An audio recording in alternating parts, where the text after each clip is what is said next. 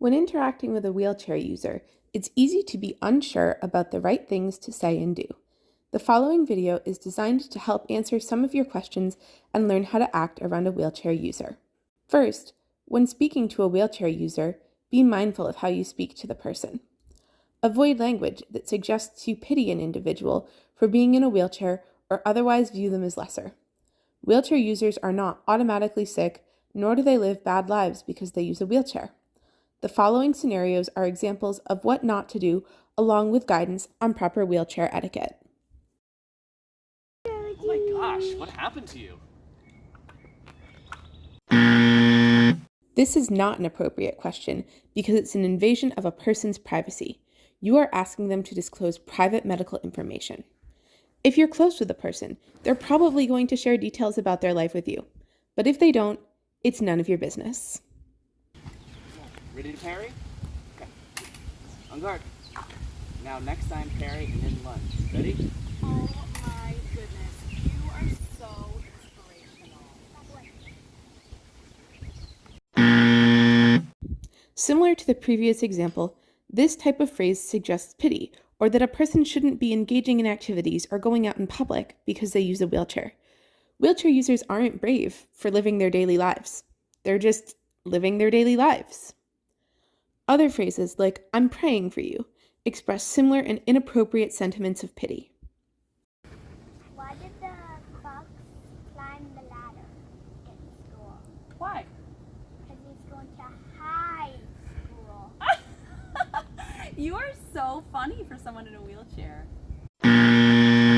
This phrase suggests wheelchair users are a separate class of person, lesser to non-wheelchair users, which is untrue and inappropriate.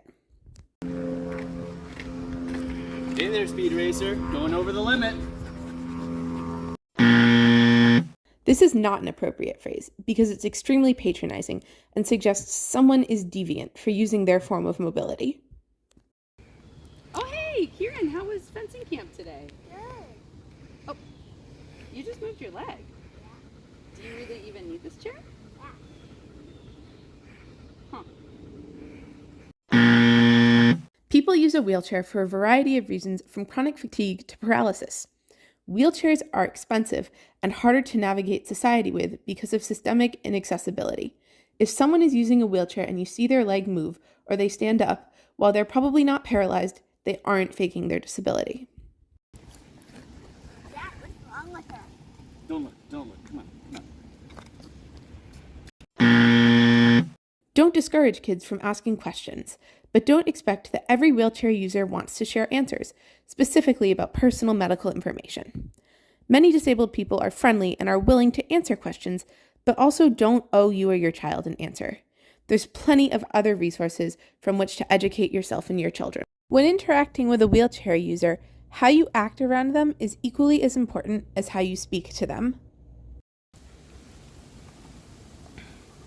Hey, how's she doing today? Talking to a companion is inappropriate because it suggests a wheelchair user cannot speak or think for themselves.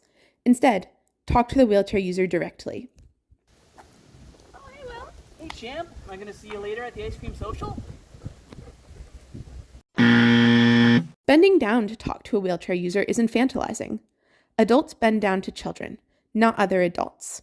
Instead, if the conversation is going to be more than a few minutes, pull up a chair so everyone is at the same level, but you're not acting in a patronizing manner.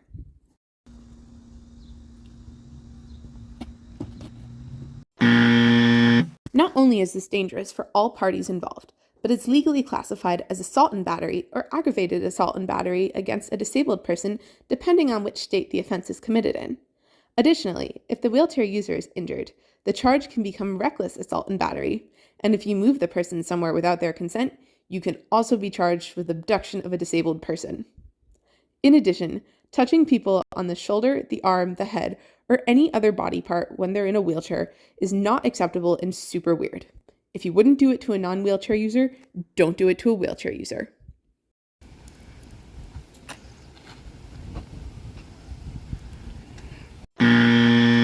Staring is rude. You don't need to avert your gaze completely and refuse to look at the person at all, but please don't stare. got you. If a wheelchair user appears to be struggling with something, ask and wait for them to respond and accept your offer before actually helping them.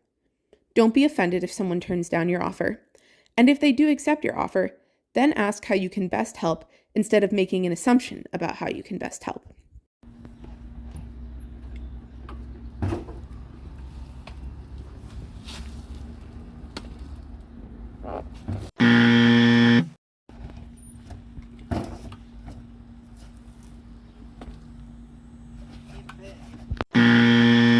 A lot of people feel they need to open doors for wheelchair users. If the wheelchair user has accepted an offer of help to open the door, stand behind the door to open it and do not stand in the person's path, or you're just going to increase the barrier that exists.